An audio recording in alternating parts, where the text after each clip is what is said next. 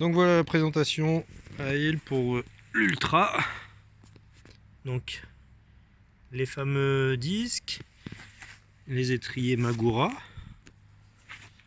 Donc, tu vois, au niveau des modifications, ici on aperçoit là au niveau de l'index en fait les fameux spacers. Ça c'est des trucs pour écarter d'origine, pour écarter le disque par rapport à l'origine. Voilà.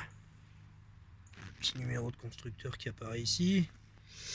L'éclairage, ça j'ai jamais rien fait. Ici tu as le c'est un plexi transparent en fait sous le deck. Tu as un plexi transparent et c'est là que ça s'illumine quand on allume les lumières tout simplement. Voilà. Donc les pneus qui ont été changés, ils sont en bon état. Ils sont en bon état.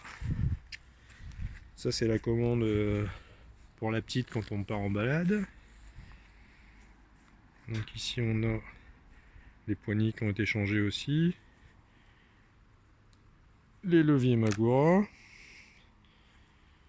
Ici tu vas retrouver une petite lampe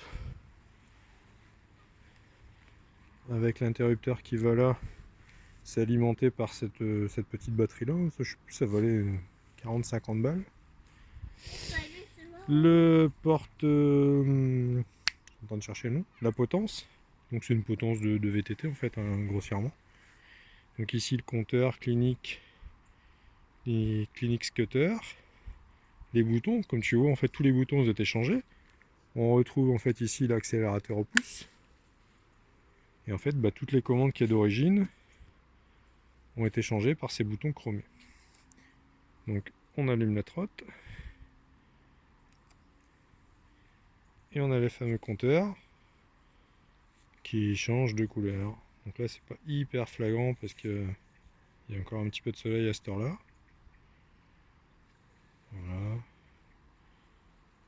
Voilà. Ici à côté on va retrouver la tension de la batterie. Bon, c'est une option, c'était juste pour qu'il y ait un compteur de chaque côté, on va dire. C'était plus esthétique qu'autre chose. On a ici ces boutons pour allumer le deck lumineux. Puis après c'est les boutons lumière.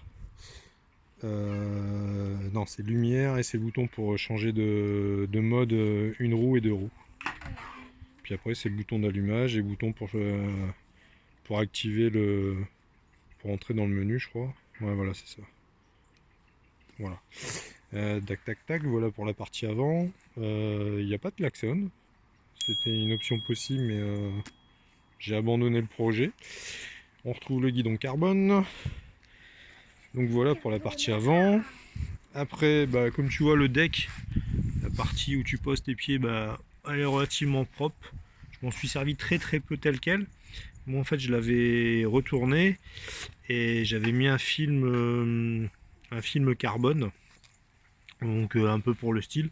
Là pour la vente je l'ai retourné. Donc voilà, ensuite la partie arrière. Voilà. Donc le garde-boue, c'est le garde-boue d'origine, mais que j'ai dû, on va voir en fait ici une petite modif, parce qu'en fait le pneu d'origine est plus fin, et le pneu que j'ai mis en fait est plus large. Donc en fait il passait plus dans le garde-boue. Donc en fait j'ai chauffé le garde-boue, j'ai dû mettre une autre petite vis. C'est la seule bidouille qui est pas super esthétique à mon goût, mais c'est pareil, hein, il existe des espèces de plateaux ici en carbone. C'est pareil, c'est une option que j'ai pas faite.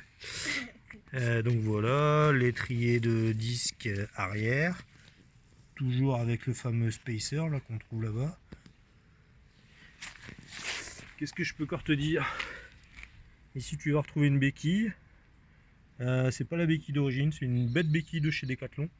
Alors c'est pas qu'il manque une vis, c'est juste que j'ai pas souhaité percer le support d'origine. C'est un trou qui est d'origine au niveau de la béquille, mais je voulais pas repercer dans la trottinette en fait. Après c'est les fiches, la fiche de rechargement. Ça c'est la fiche pour la batterie additionnelle. Et en dessous, d'ailleurs je vais la coucher. Hop là. Tu vois, elle est un petit peu sale en dessous. Ça c'est le refroidisseur. Et ça, c'est le fameux interrupteur, je sais pas si je t'en avais parlé. C'est un interrupteur qui, des fois il y a des soucis sur ce modèle là. Moi je t'avouerai que je l'ai eu au départ. Les gens se plaignaient comme quoi en fait la trotte ne se rallumait pas quand ils éteignaient ce bouton là. Donc en fait moi il reste constamment allumé. Je m'en sers pas. Si jamais tu es amené toi à la couper par la suite ou quoi que ce soit, il suffit de manipuler fortement en faisant claquer l'interrupteur pour dire que ça fonctionne. Donc voilà, fin de la présentation. Après toutes les options elles sont citées dans l'annonce de toute façon. Et puis ce qu'on retrouve en plus c'est comment dirais-je, c'est l'alarme qui n'était pas spécifiée. Donc voilà, un petit résumé en vidéo de la Dualtron Ultra.